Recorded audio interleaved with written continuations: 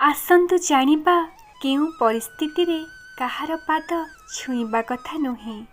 ଜ୍ୱାଇଁ ତାଙ୍କ ଶ୍ୱଶୁରଙ୍କ ପାଦ ଛୁଇଁବା କଥା ନୁହେଁ। କାରଣ ଯେବେ ମହାଦେବ ମସ୍ତକ ଛିନ୍ନ କଲେ ତାଙ୍କ ଶ୍ୱଶୁର ଦକ୍ଷଙ୍କର, ସେବେଠୁ ଏହି ନିୟମ ରହିଅଛି। ଭଣଜା ଭାଣିଜୀ ତାଙ୍କ ମାମୁଁ ମାଇଁଙ୍କ ପାଦ ଛୁଇଁବା କଥା ନୁହେଁ।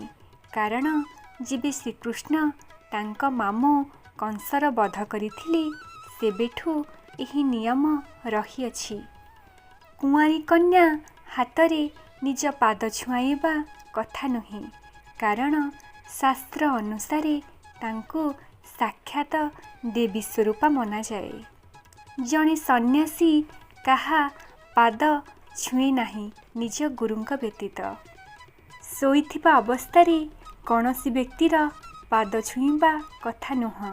କାରଣ କେବଳ ମୃତ ବ୍ୟକ୍ତିର ପାଦ ତା ଶୋଇବା ଅବସ୍ଥାରେ ଛୁଇଁ ପ୍ରଣାମ କରାଯାଇଥାଏ। କିଏ ଯଦି ଅଶୁଦ୍ଧ କିମ୍ବା ଅଶୌଚ ସ୍ଥିତିରେ ଥାଏ, ତା ପାଦ ଛୁଆଁଯାଏ ନାହିଁ, ପାପ ଲାଗିଥାଏ। ମନ୍ଦିରରେ ଭଗବାନଙ୍କ ବ୍ୟତୀତ କାହାର ବି ପାଦ ଛୁଇଁ ପ୍ରଣାମ କରାଯାଇ ନଥାଏ। ଆଉ ଶ୍ମଶାନରେ ମୃତ ବ୍ୟକ୍ତିଙ୍କ ଛଡ଼ା କୌଣସି ବ୍ୟକ୍ତିର ପାଦ ଛୁଇଁ ପ୍ରଣାମ କରାଯାଇ ନଥାଏ। ଜୟ ଜଗନ୍ନାଥ।